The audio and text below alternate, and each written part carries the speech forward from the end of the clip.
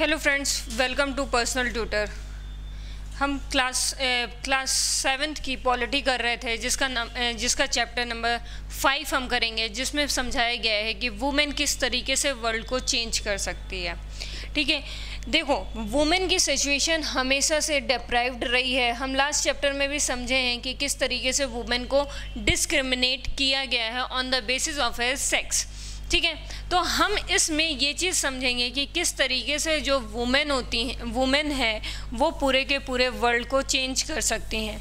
सबसे best example ये है हमने लास्ट चैप्टर में ये समझा था कि किस तरीके से वुमेन जो होती है हाउस वाइफ होती है, तो घर का पूरा ध्यान रखनी है, हमारे ग्रैंड मदर, ग्रैंड फादर, पापा, मम्मी, सब बच्चों सबका ध्यान रखती है। इसी तरीके से वुमेन यदि एजुकेटेड है, ठीक है, वुमेन यदि एजुकेटेड है और वो पढ़ी लिखी है तो वो अपने बच्चों को भी पढ़ाएगी, ठीक है, अपने सोसाइटी को भी एजुकेट करेगी, अपने हमारे जो ग्रैंड फादर, ग्रैंड मदर हैं उनको भी एजुकेट करेगी। ठीक है, तो यदि उसके एजुकेशन से कितने लोगों को फ़ायदा हो रहा है, एक पूरी के पूरी फैमिली को और एक पूरी के पूरी सोसाइटी को फ़ायदा हो रहा है। ठीक है, इस कॉन्सेप्ट को लेकर ही ये चैप्टर बनाया गया है कि किस तरीके से एक वुमेन जो है वो पूरे के पूरे वर्ल्ड को चेंज करती है। लेकिन इस चैप्टर में ये चीज़ भी बताई गई है कि जो पहले की कंडीशन थी वो इतनी फेवरेबल नहीं थी वुमेन्स के लिए कि उनको स्टडी कराना एक प्रायोरिटी नहीं होती थी किसी भी फैमिली के लिए। यदि कोई फैमिली में बॉय चाइल्ड और गर्ल चाइल्ड दोनों हैं तो हमेशा ये प्रेफर किया जाता था कि बॉय चाइल्ड को पढ़ाया जाए। आज की 21st सेंचुरी में आप ये चीज़ देखोगे तो आपको ये शायद कम दिखे, ये सारी चीज़ें कम आपको दिखे, लेकिन आज से 18th सेंचुरी 19th सेंचुरी में भी ये चीज़ें देखी जाती थी। इवन विलेज में आप आज भी देखोगे कि बॉयज़ को प्रेफर ज़्यादा किया जाता है as compare to girls. Deprived communities जो SC ST ऐसी कम्युनिटीज़ जो है डिप्राइव्ड है, जिनको अभी तक एक्सप्लोरर नहीं मिला है, वहाँ पे देखोगे कि वहाँ के लोग ना अभी भी ये चीज़ प्रेफर करते हैं कि वो बॉयज़ को ही पढ़ाएं। ठीक है, जो लोग इंटीरियर में रहते हैं, interior part of the countries में रहते हैं, जो लोग अभी तक 21st सेंचुरी की चीज़ों से खुले नहीं हैं, वहाँ पे अभी भी ऐसा होता है कि बॉयज़ को ज़्यादा प्रेफर किया जाता है कि उनको ज़्यादा एजुकेट किया जाए एज़ कम्पेयर टू गर्ल्स। तो ये प्रॉब्लम्स भी इस चैप्टर में फेस की गई है, क्लियर आउट की गई है कि वुमेन जो है वुमेन की जो पहले कंडीशन थी वो किस तरीके से अफेक्ट करती थी। तो इस चैप्टर में हम समझते हैं कि क्या क्या चीज़ें दी हुई हैं। ठीक है, इसमें सबसे पहली चीज़ जो दी हुई है वो ये दी हुई है कि fewer opportunity and rigid expectation. ठीक है, जो गर्ल्स हैं उनके पास ना एक तो बहुत कम अपॉर्चुनिटीज़ हैं। ठीक है, गर्ल्स के पास बहुत कम अपॉर्चुनिटीज़ हैं। अब तो नहीं, लेकिन मैं यदि 17th 18th और समवॉट 19th सेंचुरी की बात करूं तो हाँ, तब तक ऐसा था कि क्या कहते हैं, गर्ल्स के पास बहुत रिजिड अपॉर्चुनिटीज़ थी। कैसी अपॉर्चुनिटीज़? हमेशा ये चीज़ बोला जाता था कि जो वुमेन्स हैं वो good only a certain jobs. ठीक है, कुछ ही जॉब्स में वो जो हैं वो अच्छी हैं। जैसे एक इसमें जो एग्ज़ाम्पल दिया हुआ है वो ये बोलता है कि जो गर्ल्स होती हैं वो बहुत ज़्यादा केयरिंग होती हैं, इसलिए नर्स जो है वो उनके लिए प्रेफरेबल जॉब है और उसमें वो बेस्ट कर सकती हैं। ठीक है, दूसरा जो है, जो लोग मानते हैं कि एजुकेशन सेक्टर, ठीक है, जो गर्ल्स हैं वो एक अच्छी टीचर हो सकती हैं, अच्छी गाइडर, अच्छी मेंटोर हो सकती हैं। ठीक है, तो ये दो एग्जाम्पल जो हैं वो मोस्ट ऑफ द सोसाइटीज़ में ये चीज़ फैली हुई है कि गर्ल्स केयरिंग होती हैं, इसलिए वो नर्स अच्छी हो सकती हैं, और गर्ल्स के लिए सबसे अच्छी जॉब होती है कि वो टीचर हों। ठीक है, इस तरीके की जो मिथ है ना वो फैला हुआ था। अभी तो नहीं, लेकिन हाँ 17, 18, 19 सेंचुरी की हम बात करें तो इस तरीके की बातें होती थी।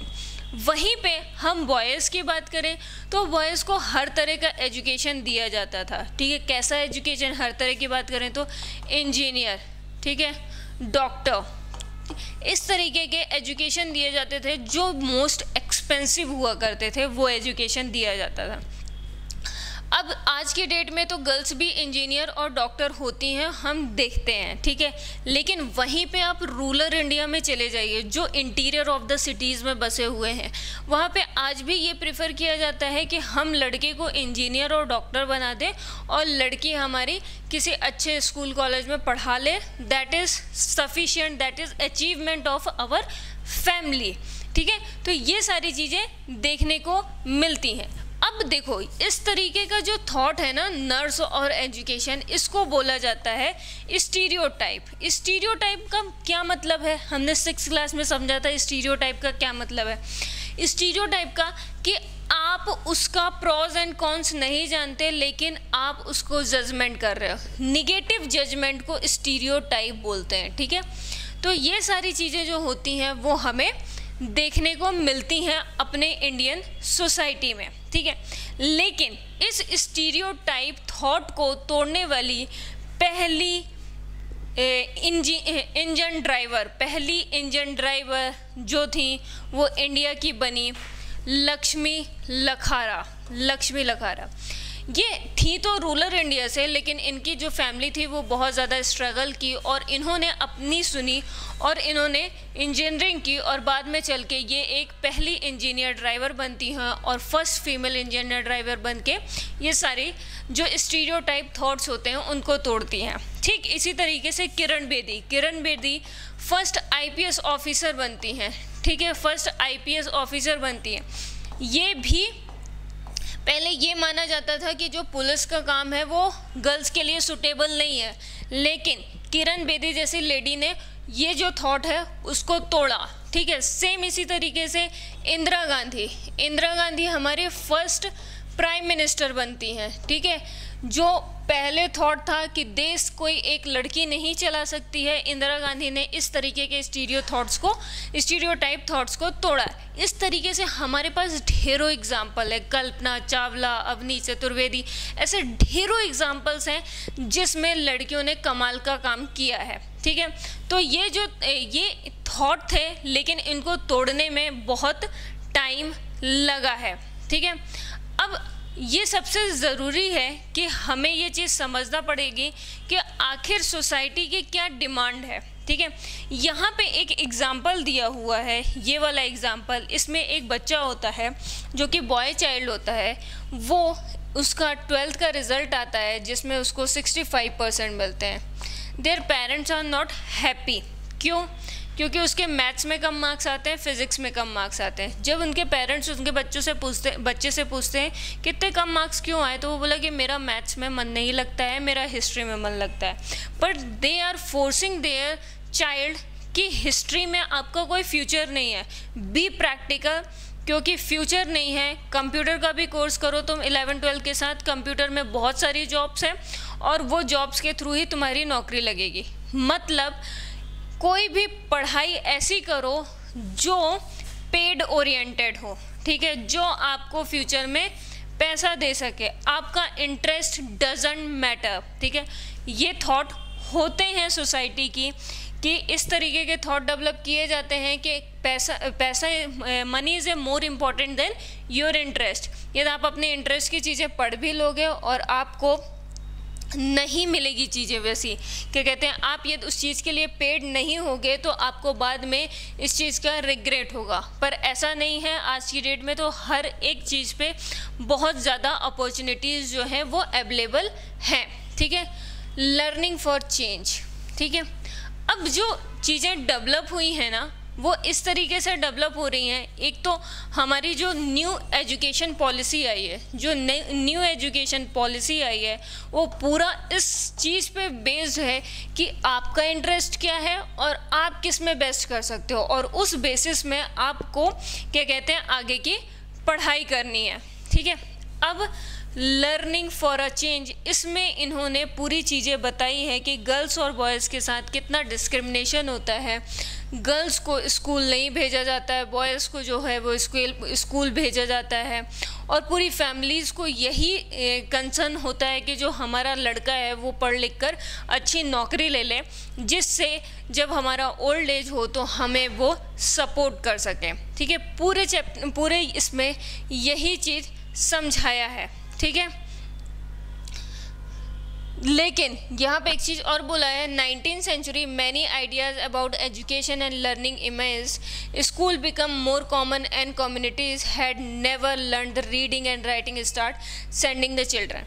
अब इसमें एक चीज़ बोली है कि 17th सेंचुरी और 18th सेंचुरी में ऐसा होता था कि कुछ लोग ही जो थे वो पढ़ना जानते थे। ये आप पुरानी मूवीज़ देखोगे तो उसमें पोस्टमैन आता था, उनको लेटर पढ़ना नहीं आता था, तो वो गांव में किसी ऐसे के पास जाते थे जिसको पढ़ना आता था और फिर उनसे पढ़वाते थे कि उसमें क्या चीज़ें लिखी हुई हैं। तो सेम यही पहले के ज़माने में ऐसा होता था कि पढ़ना लिखना आना इट्स मतलब बहुत रेयर थिंग होती थी, लेकिन आज के डेट में हर एक इंसान को पढ़ना लिखना तो आता है।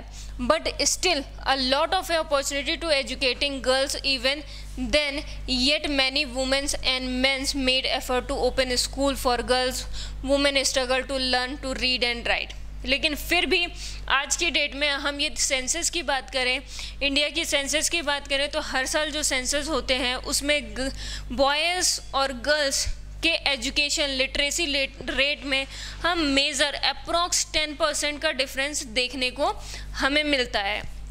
कई बार ऐसा होता है प्राइमरी स्कूल में तो वुमेन जो गर्ल होती है वो एडमिशन ले लेती है, लेकिन जब सेकेंडरी में आती है तब वो स्कूल छोड़ देती है, ड्रॉप आउट हो जाती है। उसके कई रीजंस हैं, वो सारे रीजंस हम आगे देखेंगे।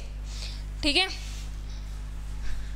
यहाँ पे एक स्टोरी इन्होंने बताई है, इन्होंने राज सुंदरी देवी की। राज सुंदरी देवी जो होती हैं वो पहली वुमेन होती हैं जो अपनी खुद की ऑटोबायोग्राफी लेती हैं। ये बात हो रही है 19th सेंचुरी, ठीक है, 18-19 सेंचुरी की।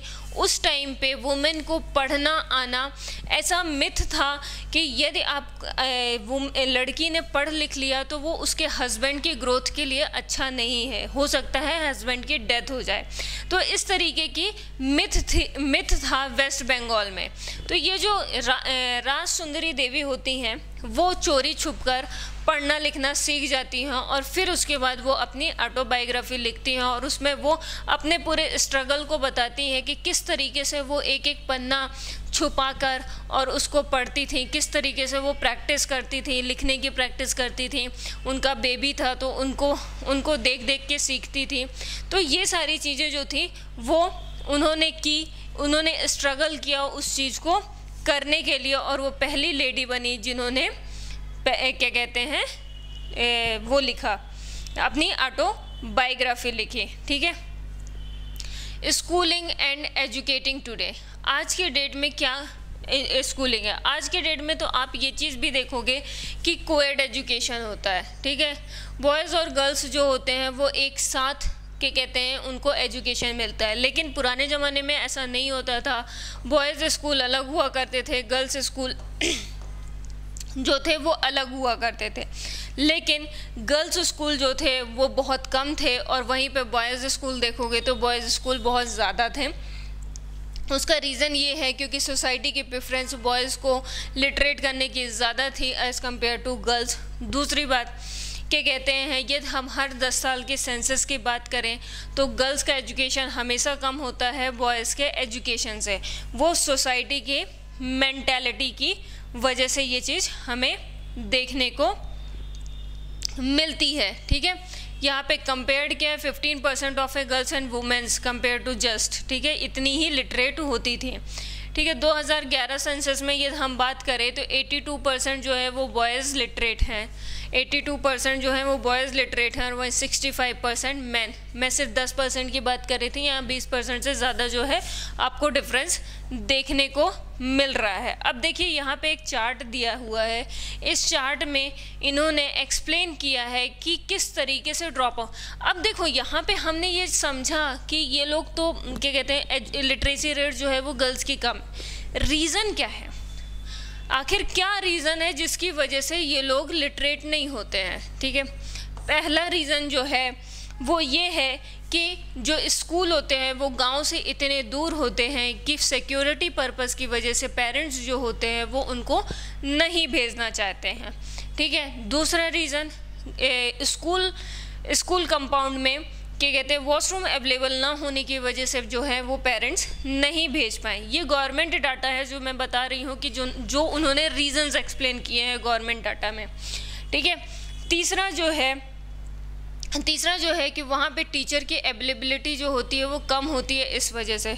चौथा कि घर में ज़्यादा मेंबर होने की वजह से जो गर्ल्स होती हैं उनकी प्रेफरेंस ये मानी जाती है कि वो घर में काम करके और मदर को सपोर्ट कर दे और जो बाकी के लोग हैं वो क्या कहते हैं पढ़ ले, ठीक है। तो इस तरीके के रीजंस होते हैं। अब कई बार ऐसा होता है कि प्राइमरी स्कूल में गवर्नमेंट को फोर्स किए फर्स्ट टू फिफ्थ क्लास में बच्चे एडमिशन तो ले लेते हैं लेकिन बाद में वो ड्रॉप आउट कर देते हैं। पूरा ओवरऑल देखें तो 4.36% लोग ड्रॉप आउट कर रहे हैं। गर्ल्स में देखिए 3.88, ठीक है। फिर वहीं पे अपर सेकेंडरी में 3.49 और 4.60। वहीं पे सेकेंडरी की बात करूँ, सेकेंडरी में आपको सबसे ज़्यादा दिखेगा 17.21 और 16.8। वहीं पे SC और ST में आप देखोगे ना तो आपको ज़्यादा ड्रॉप आउट दिखेंगे, ठीक है। 4.71, 4.20, यहाँ से काफ़ी ज़्यादा 4.60, 6.03, ठीक है। देखिए कितना डिफरेंस है, 19.64, 19.05, ठीक है। इसी तरीके से ST में तो ये चीज़ शो कर रही है कि जिनके साथ ज़्यादा डिस्क्रिमिनेशन होता है, जो रूरल इंडिया के इंटीरियर पार्ट्स में रहते हैं, जहाँ पे स्कूल अवेलेबल नहीं है, जहाँ पे क्या कहते हैं व्हीकल्स अवेलेबल नहीं है, वहाँ पे लोग ज़्यादा ड्रॉप आउट कर रहे हैं। वो स्कूल में पढ़ना नहीं चाहते, उनको क्या कहते हैं एजुकेशन की वर्थ नहीं पता है। गर्ल्स को तो ये बोला जाता है रूरल इंडिया में कि पढ़ लिख के भी क्या करना है, क्या कहते हैं जब घर के काम करने हैं तो क्या दिक्कत है। इस तरीके से इस बुक में साफ तौर पे ये बोला है दलित, आदिवासी और मुस्लिम कम्युनिटी के बच्चे जो हैं वो ज़्यादा स्कूल छोड़ते हैं, ठीक है। रूरल इंडिया पुअर एरिया के लोग जो हैं वो ज़्यादा स्कूल छोड़ते हैं, ठीक है। यदि आपके घर में खाने को ही नहीं है तो आप एजुकेशन कैसे दिला सकते हो, ठीक है। तो ये सारी प्रॉब्लम्स जो हैं वो देखने को मिलती हैं और ये सारे रीजंस हैं जिसकी वजह से क्या कहते हैं बच्चे जो हैं वो स्कूल ड्रॉप आउट होते हैं और स्कूल में एजुकेशन लेना छोड़ देते हैं, ठीक है। देखिए ये है क्या कहते हैं ऑल बॉयज़ 4.36 और ST बॉयज़ 7.05। किस तरीके से ऑल बॉयज़ जो हैं उनका देखिए एवरेज कम है, वहीं पे ST बॉयज़ जो हैं वो ज़्यादा छोड़ रहे हैं क्योंकि वहाँ पे डिस्क्रिमिनेशन ज़्यादा है, पुअर्टी ज़्यादा है, ये सारी चीज़ें हो रही हैं। नेक्स्ट आता है वुमेन्स मूवमेंट। अब देखो हमने पूरे चैप्टर में तो ये समझा ना कि वुमेन्स के साथ डिस्क्रिमिनेशन हो रहा, उनको एजुकेशन ढंग का नहीं मिल रहा है, उनके वर्क को रिकॉग्नाइज नहीं किया जा रहा है, तो होता है वुमेन्स मूवमेंट के थ्रू ये बताया जाता है कि राइट टू स्टडी है बेटा, ठीक है। आपको पढ़ना है, ये आपका अधिकार है और आपको पढ़ना चाहिए, ठीक है। आपको पढ़ना लिखना आना चाहिए, ठीक है। और गो टू स्कूल ये आपका राइट है, ठीक है। फिर उसके बाद वुमेन्स को ये बताया गया कि क्या कहते हैं उनको एक स्फेयर दिया गया जिसमें लीगल स्टॉर्म, वायलेंस, हेल्थ, इन सब के लिए उनको अवेयर किया गया, ठीक है। अवेयर किया गया और सारी चीज़ों के लिए वुमेन से रिलेटेड जितनी भी प्रॉब्लम्स थी ना उन सब को इंडिविजुअली डील किया गया इस वुमेन्स मूवमेंट के द्वारा। उनके जो domestic violence, work recognization, education, everything को इस क्या कहते हैं वुमेन मूवमेंट के थ्रू समझा गया। बाद में होता क्या है कि ये अवेयरनेस फैलाया गया कि आप में मतलब गर्ल्स और बॉयज़ में कोई भी डिस्क्रिमिनेशन नहीं है। बाद में यहाँ पे एक लॉ लेकर आते हैं domestic violence and some legal protection. देखो जब होता क्या है ना, जब ये स्टार्ट हुआ, ये वुमेन्स मूवमेंट स्टार्ट हुआ तो होता क्या है कि वुमेन आवाज़ उठाना स्टार्ट करती है कि हमें भी पढ़ना है, हमें भी इक्वली पढ़ना है, जितना क्या कहते हैं आप अपने बॉय चाइल्ड को पढ़ा रहे हैं। तो क्या कहते हैं जो अभी तक इस सोच के साथ ग्रो हुए हैं कि women education is not necessary, उनका एकदम से माइंड चेंज करना इट्स नेक्स्ट टू इम्पॉसिबल वाली बात होती है। तो वहाँ पे डोमेस्टिक वायलेंस होना स्टार्ट हो जाता है। जब डोमेस्टिक वायलेंस स्टार्ट होने लग जाता है तब गवर्नमेंट हस्तक्षेप करती है और वो domestic violence and legal protection act लेकर आती है, जिसमें आप वुमेन्स को क्या कहते हैं मार नहीं सकते हैं। ठीक है, ये आता है 2006 में। इसमें womens who face physical and mental violence within their homes, ठीक है, इस कैंपेन के थ्रू एक और चीज़ जो है उसके लिए वुमेन को समझाते हैं, वो है सेक्सुअल हैरेसमेंट।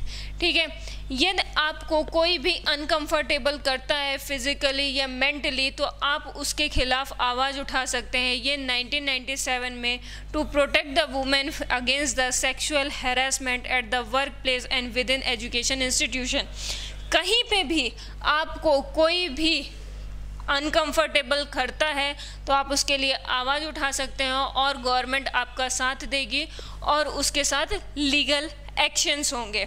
ठीक है, नेक्स्ट जो वुमेन के साथ प्रॉब्लम आ रही थी वो थी डॉरी प्रॉब्लम। ठीक है, डॉरी प्रॉब्लम के लिए कि होता क्या था, आज भी होता है गांव में, कि जो क्या कहते हैं उनकी बहू आती है, उनसे डॉरी की डिमांड की जाती है और यदि वो डॉरी डिमांड फुलफ़िल नहीं होता है तो उनके साथ हैरासमेंट होता है, उनको क्या कहते हैं मारा जाता है, उनको ज़बरदस्ती मेंटली हैरास किया जाता है, बहुत सी चीज़ें होती हैं। तो उसके लिए भी गवर्नमेंट एक एक्ट लेकर आती है, डॉरी लॉ, जिसके खिलाफ ये है कि आप 7 ईयर्स तक, आफ्टर मैरिज 7 ईयर्स तक ऐसा होता है कि यदि आपके साथ डॉरी डिमांड्स हो रही हैं और डॉरी की डिमांड्स हो रही हैं तो आप उसके खिलाफ कोर्ट जा सकते हो, पुलिस स्टेशन जा सकते हो, जहाँ पे ये सारी चीज़ों का निवारण हो सकता है और आपको अच्छी प्रोटेक्शन मिल सकती है। इंडिया की सबसे बड़ा कोर्ट सुप्रीम कोर्ट इस चीज़ को सपोर्ट करता है। ठीक है, इन सब के थ्रू देखो सारी प्रॉब्लम्स को यहाँ पे वुमेन मूवमेंट में डिस्कस किया गया है। ठीक है, आपकी एजुकेशन की बात थी, हमने वो क्लियर कर दी। ठीक है, डोमेस्टिक वायलेंस की बात थी, हमने वो क्लियर कर दिया। सेक्सुअल हैरासमेंट की बात थी, वो भी क्लियर आउट हो गया। डॉरी डिमांड्स के रिलेटेड थी, वो भी क्लियर। सारी प्रॉब्लम्स को यहाँ पे क्लियर आउट कर दिया गया, पर एक लॉ बनाकर पूरे के पूरे इंडिया की थॉट एक दिन में नहीं चेंज की जा सकती है। ठीक है, इसीलिए बोलते हैं कि जो हमारे बच्चे होते हैं वो हमारा कल का फ्यूचर होते हैं, उनका जो थॉट प्रोसेस डेवलप होगा वो कल हमारे इंडिया का थॉट प्रोसेस होगा। ठीक है, तो इस तरीके ये सब करने का मुद्दा क्या था, ये सब करने का ये था कि यदि 1% भी चेंज आता है इन मूवमेंट से तो इंडिया 10% ग्रो कर जाएगा। ठीक है, रेजिंग अवेयरनेस, लोगों के अंदर अवेयरनेस आए कि नहीं, यदि बाहर के देशों की लड़कियां पढ़ रही हैं तो हमारे देश की जो औरतें हैं वो क्यों नहीं पढ़ सकती हैं। तो ऐसी चीज़ों के लिए क्या कहते हैं बहुत से ऐसे जो हमारे नेशनल लीडर्स थे उन्होंने सपोर्ट किया था। इवन महात्मा गांधी, रविन्द्रनाथ टैगोर, क्या कहते हैं अंबेडकर, सब ने इस चीज़ का सपोर्ट किया कि हमारे देश की भी लड़कियां पढ़ी लिखी होनी चाहिए। ठीक है, उस थॉट को डेवलप करना और उस थॉट को प्रैक्टिकली इम्प्लीमेंट करना वो क्या कहते हैं एक दिन का काम नहीं था, वो एक ग्रोइंग स्टेज थी और उस चीज़ को धीरे धीरे चीज़ें ग्रो की गई हैं। Protesting, women's movement raised its voice when violation against women take place. और फॉर एग्जांपल देखो, यदि वुमेन्स के खिलाफ कुछ भी चीज़ हो रहा है, वायलेशन हो रहा है, तो उसके खिलाफ अब धीरे धीरे मूवमेंट हो गए। ठीक है, आपने एक निर्भया केस के बारे में सुना होगा जो दिल्ली में हुआ था, उसके खिलाफ वुमेन्स के खिलाफ इतना कुछ हुआ, उसके खिलाफ पूरा का पूरा इंडिया एक साथ खड़ा था, क्योंकि जो काम हमने 1960s में किया था, ठीक है, उसका रिजल्ट हमें अब देखने को मिला। पहले भी चीज़ें होती थी, अब भी होती हैं, लेकिन अब पूरे देश की जो मेंटेलिटी है वो बदल चुकी है। वुमेन एजुकेशन, वुमेन प्रोटेक्शन के लिए हर एक इंसान आगे बढ़कर खड़ा हुआ है। ठीक है, तो इस चैप्टर में वुमेन्स के लिए ही पूरी बात की गई है। शोइंग सॉलिडेरिटी, ठीक है, क्या मतलब है इस चीज़ का? The women's movement also about showing solidarity with other women's and cause. अब यदि किसी और के साथ कोई प्रॉब्लम हो रही है किसी लड़की के साथ, तो हर एक वुमेन जो है वो साथ में खड़ी हुई नज़र आएगी आपको, हाथ में हाथ मिलाकर एक दूसरे की प्रॉब्लम सॉल्व करने के लिए खड़े रहते हैं। ठीक है, ये सारी चीज़ें जो हैं, अब इस पूरे कंक्लूज़न को अपन देखते हैं कि पूरे चैप्टर का क्या कंक्लूज़न था। पूरे चैप्टर का ये कंक्लूज़न था कि वुमेन्स के खिलाफ जितनी भी प्रॉब्लम्स जनरेट हो रही थी, उन प्रॉब्लम्स को गवर्नमेंट ने कंसीडर आउट किया, उस प्रॉब्लम का सॉल्यूशन उन्होंने ढूंढा। ठीक है, लॉज बना के और क्या कहते हैं, जो भी हेल्प करके, अवेयरनेस फैलाकर, एजुकेशन, स्कूल बनवाकर, वॉशरूम बनवाकर, ये सारी चीज़ें करके गवर्नमेंट ने हमारी पूरी हेल्प की है। अब ये करने से हमारे इंडिया में क्या इफ़ेक्ट पड़ा? एक वुमेन के लिटरेट होने से पूरी की पूरी फैमिली जो है वो लिटरेट होती है। ठीक है, यदि क्या कहते हैं एक वुमेन लिटरेट है तो वो अपने बच्चे को भी लिटरेट करना चाहेगी और वो पूरी की पूरी फैमिली को आगे बढ़ाना चाहेगी। तो ये पूरे के पूरे चैप्टर में यही समझाया गया है कि वुमेन्स का एजुकेशन जो है वो बहुत ज़्यादा बेटर है, बहुत ज़्यादा ज़रूरी है, और वुमेन्स के एजुकेशन के साथ साथ वुमेन की प्रोटेक्शन भी बहुत ज़्यादा ज़रूरी है। ठीक है, होपफुली ये चैप्टर आपको समझ में आया हो तो अपने दोस्तों के साथ शेयर करें, लाइक करें और सब्सक्राइब करें। Thank you.